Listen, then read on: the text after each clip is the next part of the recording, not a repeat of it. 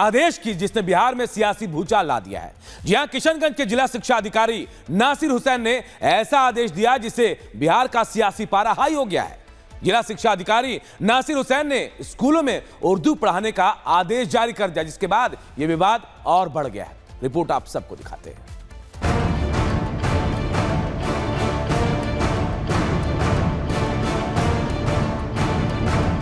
बिहार में उर्दू पढ़ाने को लेकर विवाद।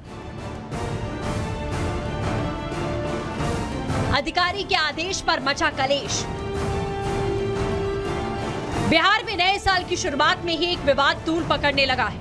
मामला सूबे के मुस्लिम बाहुल्य जिले किशनगंज का है, जहां प्राइवेट स्कूलों में उर्दू पढ़ाने के ऑर्डर को लेकर नाराजगी है, जिस पर स्कूल संचालकों में आक्रोश है, तो वहीं बीजेपी ने भी इसकी कड़ी आलोचना की है।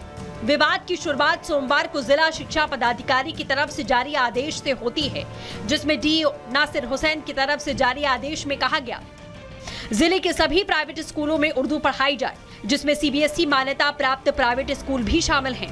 पढ़ने वाले इच्छुक छात्रों के लिए जरूरी व्यवस्था की जाए। अनुपालन रिपोर्ट बिहार शिक्षा परियोजना कार्यालय को दी जाए। इस दौरान आदेश में डीईओ नासिर हुसैन की ओर से इस बात का हवाला दिया गया कि एक बैठक में उन्हें किशनगंज के विधायक की तरफ से अवगत कराया गया कि अल्पसंख्यक बाहुल्य जिले के बाद भी यहां के प्राइवेट स्कूलों में उर्दू की पढ़ाई नहीं हो रही, जिस पर अधिकारी से जरूरी कार्रवाई करने के लिए कहा गया, जिस पर डीईओ का आदेश आया। वहीं इस मामले में विवाद की शुरुआत हुई, जहां डीईओ के आदेश पर स्कूल प्रबंधनों ने अपनी सहमति जताई, साथ ही इस आदेश को जल्द से जल्द रद्द करने की मांग की। न तो उनको अधिकार क्षेत्र है इनका कि आप कोई भी चिट्ठी सीबीएसई वाले नॉर्म्स को आप दे सकते हैं, उनके अधिकार क्षेत्र से बाहर है। न सरकार का कोई सेंट्रल गवर्नमेंट का कोई नोटिफिकेशन निकला है कि ऐसा उर्दू पढ़ाना होगा। ये चिट्ठी निकालना ही अवैध है। उनको चिट्ठी वापस लेनी चाहिए, जो गलत चिट्ठी इशू हुई है। इसके अलावा बीजेपी ने भी किशनगंज की प्राइवेट स्कूलों में उर्दू पढ़ाने के आदेश पर नाराजगी जाहिर की। बिहार बीजेपी अध्यक्ष और नीतीश सरकार में मंत्री दिलीप जायसवाल ने डीईओ के आदेश पर सवाल उठाते हुए उन्हें अपना वास्तविक काम करने की नसीहत दे दी। शिक्षा पदाधिकारी या शिक्षा विभाग के द्वारा प्राइवेट स्कूल में जो किशनगंज में निर्देश दिया गया है, वो किसी प्राइवेट स्कूल पर बाध्य नहीं है। अगर प्राइवेट स्कूल को लगता है कि वहाँ उस विषय की पढ़ाई होनी चाहिए, तो ये उसके इच्छा पर निर्भर करता है। इसीलिए कोई पदाधिकारी ये बाध्य नहीं कर सकता है कि आपको ये लैंग्वेज या ये सब्जेक्ट पढ़ाना ही है। ये पदाधिकारी का काम नहीं है। पदाधिकारी अपना काम करें तो ज़्यादा अच्छा है। इस बीच डीईओ के सामने मामला उठाने वाले किशनगंज से कांग्रेस विधायक इजराहुल हुसैन ने आदेश का स्वागत किया, जिनका कहना है कि ये लोगों की मांग थी। साथ ही अधिकारी की ओर से जारी आदेश से गदगद कांग्रेस विधायक ने सीएम और शिक्षा मंत्री को धन्यवाद दिया।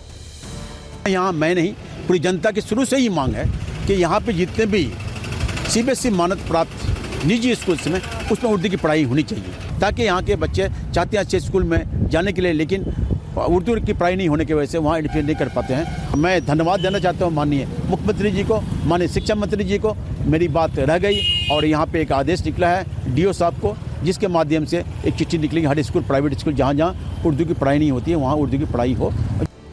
तो वहीं विवाद पर किशनगंज के जिलाधिकारी ने साफ कर दिया कि सीबीएसई के दिशा निर्देशों का पालन किया जाएगा।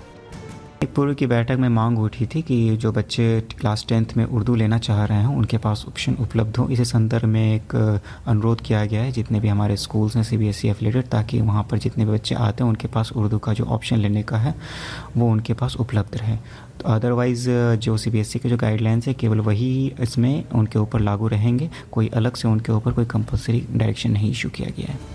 किशनगंज ने प्राइवेट स्कूलों में उर्दू पढ़ाने को लेकर पहले अनुरोध और फिर उस पर मचे विवाद से एक बात साफ है कि ये भाषा के जरिए वोट बैंक की राजनीति को हवा देने की कवायद है, जो कि नए साल के आखिर में बिहार में होने वाले विधानसभा चुनाव को देखते हुए लगता है। Bureau report, Republic Bharat.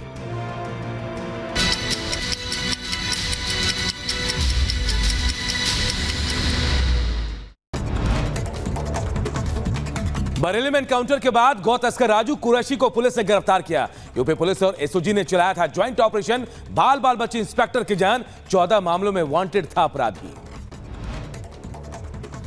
Kanpur में फिर रेलवे ट्रैक के पास मिला गैस सिलेंडर। ट्रेन डिरेल करने की साजिश। मौके पर पहुंची खुफिया एजेंसियां, छानबीन जारी। गाजियाबाद के कविनगर में कार में लगी भीषण आग, कार सवार ने कूदकर अपनी जान बचाई, कार पूरी तरह जलकर खाक हुई। उत्तराखंड के चमोली में बर्फबारी के बीच नीति घाटी में फंसे पर्यटकों का रेस्क्यू किया गया। सभी पर्यटक ऋषिकेश के रहने वाले बताए जा रहे हैं। मुजफ्फरनगर में फिल्मी स्टाइल में बाइक लूट की वारदात, नकाबपोश 4 बदमाशों ने युवक से लूटी बाइक, लूट की वारदात सीसीटीवी कैमरे में कैद, एक आरोपी गिरफ्तार। महाराष्ट्र के सोलापुर जिले में दर्दनाक हादसा, स्कॉर्पियो और ट्रक की टक्कर में 2 महिलाओं समेत 4 लोगों की मौत, पुलिस ने घायलों को अस्पताल में कराया भर्ती। केरल के कन्नूर में एक स्कूल बस अनियंत्रित होकर पलटी, हादसे में 5वीं की छात्रा की मौत, 14 बच्चे घायल, सभी को अस्पताल में भर्ती कराया गया है। राजस्थान के कोटपुतली में बोरवेल से बाहर निकाली गई 3 साल की चेतना, 10 दिन बाद 170 फीट गहरे बोरवेल से निकाला गया बाहर, डॉक्टरों ने किया मृत घोषित। यूपी के महोबा में पुलिस टीम पर हमला करने का मामला, पुलिस ने हिस्ट्री शीटर समेत 4 बदमाशों को गिरफ्तार किया, अवैध असलाह, कारतूस, मोबाइल और नकदी भी बरामद। यूपी के बदायूं में आत्मदाह करने मांग के मामले में बड़ी कार्रवाई, एसएसपी ने 3 पुलिस वालों को निलंबित किया, एसएसपी दफ्तर के बाद युवक ने खुद को लगाई थी आग। महाराष्ट्र के जलगांव में 2 गुटों में हिंसक झड़प, हॉर्न बजाने को लेकर विवाद में पथराव और अगजनी, भारी पुलिस बल तैनात, मंत्री की थी गाड़ी।